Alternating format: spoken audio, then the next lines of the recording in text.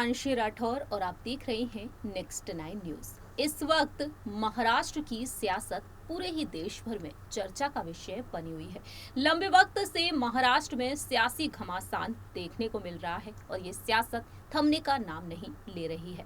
जब से शिवसेना दो गुटों में बटी हुई है, तब से महाराष्ट्र में एक से बढ़कर एक विवाद खड़े होते हुए दिखाई दे रहे हैं तमाम पार्टियों के बीच। दरअसल मुख्यमंत्री एकनाथ शिंदे के गुट में लगातार विपक्ष के कई नेता कार्यकर्ता शामिल होते हुए दिखाई दे रहे हैं। वहीं यहां पर मुश्किलें बढ़ती हुई नजर आ रही हैं दिन पर दिन शिवसेना के प्रमुख और पूर्व मुख्यमंत्री उद्धव ठाकरे और उनके परिवार की। और इसी बीच यहां पर एक बार फिर से मैदान में उतरती हुई नजर आ रही हैं उद्धव की पत्नी रश्मि ठाकरे। जी हाँ, इस रिपोर्ट के जरिए एक बार फिर से बात करेंगे रश्मि ठाकरे के बारे में, जिन्होंने राजनीति में भले ही कदम ना रखा हो, लेकिन चर्चा का वह विषय बनी ही रहती है। जिस तरीके से 40 विधायकों ने बगावत की उद्धव के साथ, लेकिन रश्मि ठाकरे आगे बढ़ी, विधायकों की पत्नियों से बातचीत की उन्होंने फोन पर, साथ ही साथ उन्हें मैसेजेस भी किए जिससे कि वह विधायकों को मनाए, अपने पतियों को मनाए और मातोश्री में वापस लौटे, लेकिन ऐसा नहीं हो पाया। फिलहाल आदित्य ठाकरे निष्ठा यात्रा को जारी किए हुए हैं और आदित्य ठाकरे डंके की चोट पर कह रहे हैं कि मातोश्री के दरवाजे हमेशा के लिए खुले हुए हैं।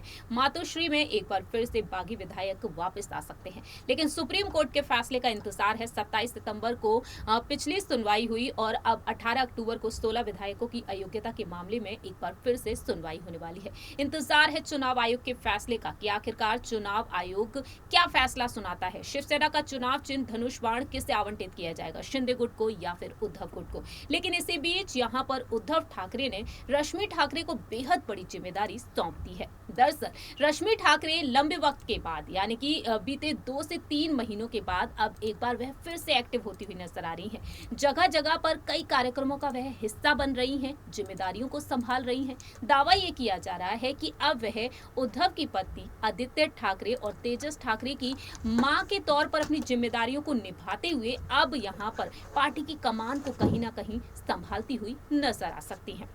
जैसा कि हमने आपको बताया बीती पिछली रिपोर्ट में कि हाल ही में वह थाने पहुंची थी, वहीं दूसरी ही तरफ वह कई कार्यक्रम का हिस्सा बनी थी। दिवंगत आनंद दिगे की जिस तरीके से उन्होंने श्रद्धांजलि दी और साथ ही साथ रश्मि ठाकरे ने वहां पहुंचकर कुछ कहा तो नहीं, लेकिन रश्मि ठाकरे संजय राउत के घर भी पहुंची, उनके परिवार के सदस्यों से मुलाकात की और उनके इस दौरे के बाद अब यहाँ पर एक कयास लगाना शुरू हो चुका है कि उन्हें यहाँ पर कहीं ना कहीं एक बड़ा पद मिल सकता है।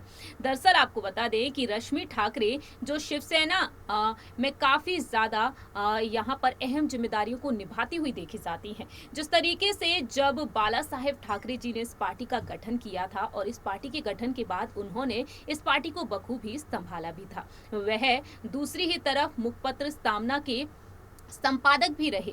लेकिन जब बाला साहेब ठाकरे जी इस दुनिया को अलविदा कहकर चले गए तो उनके गुजर जाने के बाद उद्धव ने पार्टी की कमान को संभाला और उद्धव ठाकरे जब मुखपत्र सामना के संपादक रहे, लेकिन इस पार्टी की कमान को संभालने के लिए मुख्यमंत्री जब वह बने तब रश्मि ठाकरे को संपादक बना दिया गया।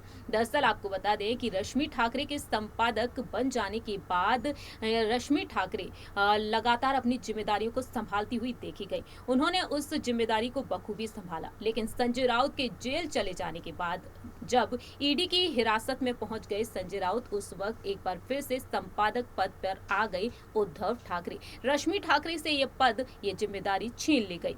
लेकिन अब यहाँ पर रश्मि ठाकरे जिम्मेदारियों को संभाल रही हैं। ठीक उसी तरीके से जब मां साहेब मीना ताई ने मातोश्रीवर की जिम्मेदारी को बखूबी निभाया और अब शिवसेना की तरफ से सियासी भवन में वह फंसी हुई हैं और किस तरीके से अब वह अपनी जिम्मेदारियों को संभाल रही हैं। दावा यह किया जा रहा है कि शिवसेना की सभा में दर्शकों के बीच बैठी रश्मि वाहिनी पोडियम पर बैठेंगी या फिर नहीं, इस पर सभी शिवसैनिकों की निगाहें बनी हुई हैं। रश्मि ठाकरे को लेकर ये कहा जा रहा है कि अब वह मुंबई थाने में होने वाले नगर निकाय चुनाव में अहम भूमिका निभा सकती हैं। रश्मि ठाकरे के बारे में बात की जाए तो रश्मि ठाकरे के शामिल होने से शिवसेना की महिला ब्रिगेड के मजबूत होने की उम्मीद है और अब नगर निगम चुनाव में आदित्य ठाकरे अकेले नहीं होंगे बल्कि रश्मि ठाकरे भी उनके साथ होंगी। यानी कि रश्मि ठाकरे बीएमसी चुनाव के लिए मैदान में उतर आई हैं। ये बड़ी जिम्मेदारी उद्धव ने उन्हें सौंप दी है और ऐसे में देखा जाए जल्द ही उन्हें कोई बड़ा पद भी दिया जा सकता है या फिर यहाँ पर पार्टी की कमान उन्हें दी जा सकती है, अध्यक्ष उन्हें बनाया भी जा सकता है। हमारी इस रिपोर्ट में इतना ही। बाकी की तमाम अपडेट्स के लिए देखते रहिए नेक्स्ट 9 न्यूज।